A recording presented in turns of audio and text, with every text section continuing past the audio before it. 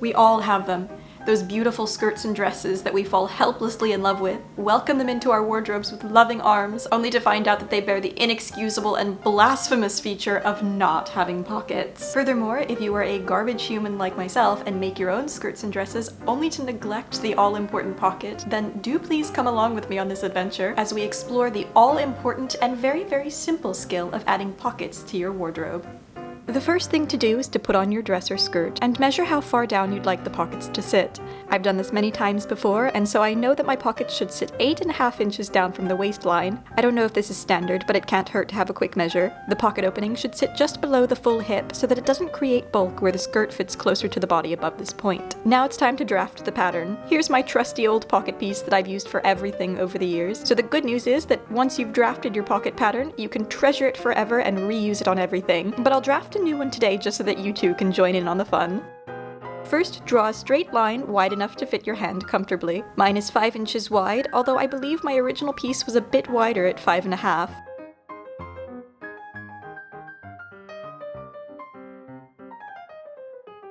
Next, I'm just roughly tracing around my hand, as if I've got my hand in this hypothetical pocket, just to get a sense of how large it should be.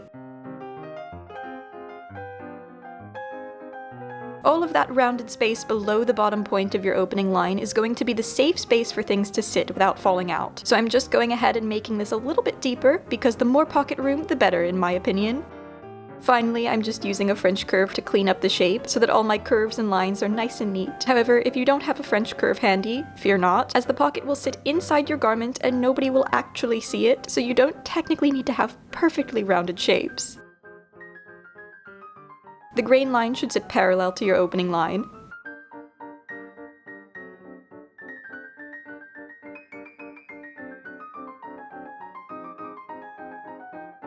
And then it's time to begin some pocket wizardry. Again, as nobody will see these, really you can use whatever material you like for your pockets. I've got so much cabbage left over from the lining of my Edwardian skirt project, so I'm going to go ahead and use this. It's just a nice lightweight black cotton, and it seems I've already cut some pockets out of this. Also, yes, I'm aware that I'm cutting this out on the cross grain. Apparently it worked just as well for the left pocket, but whatever the grain, be sure it's running straight along that flat edge.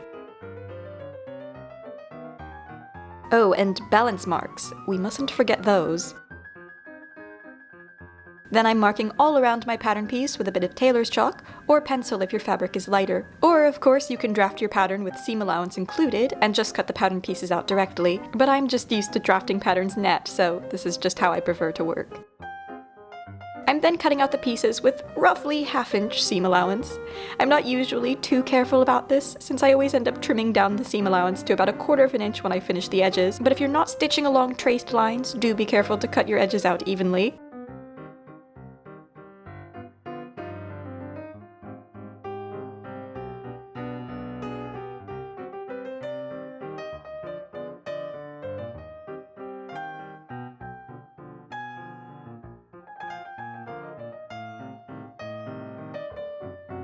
Now it's time for a bit of surgery. Measuring down 8.5 inches, or whatever your waist to pocket measure, I'm then marking the additional 5 inches for the pocket opening, and marking both places.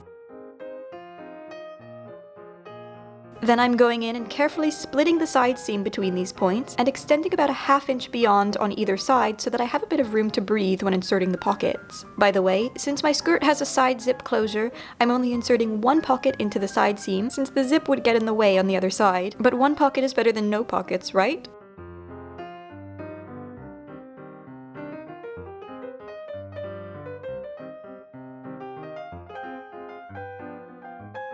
Flipping the skirt inside out, I'm then pinning the pocket pieces in place with the right sides together, so the right, unmarked side of the pocket should lay against the right, outer side of the skirt, with the edges matched up, if that makes sense.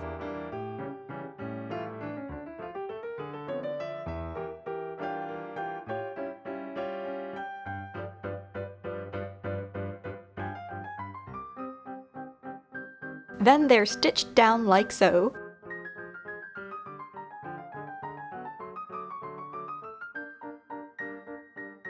The skirt is then taken to the iron and the pocket flaps pressed inward so that a nice clean crease is formed at the seam line. I'm then pinning the edges of the two pocket flaps together.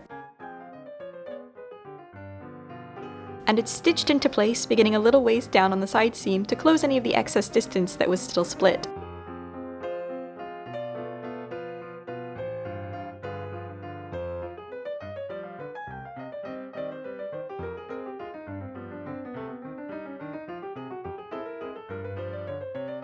Now, I don't know how normal people, that is, people who don't literally live in the 19th century, finish their edges, so if you know of a nice, quick and modern way to do this, please go right ahead and do so. Since my knowledge of modern sewing method is severely limited, however, I shall be going ahead and finishing these edges in the historical manner by turning and felling. One side of my seam allowance is trimmed back to about 1/8 of an inch, the other to 1/4, and then the larger side is folded down over the smaller edge. This is then secured into place with a whip stitch.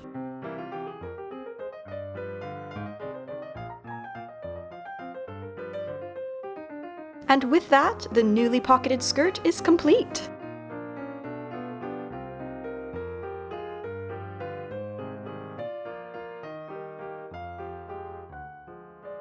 Go forth, my merry sewing friend, and give yourself the pockets you deserve.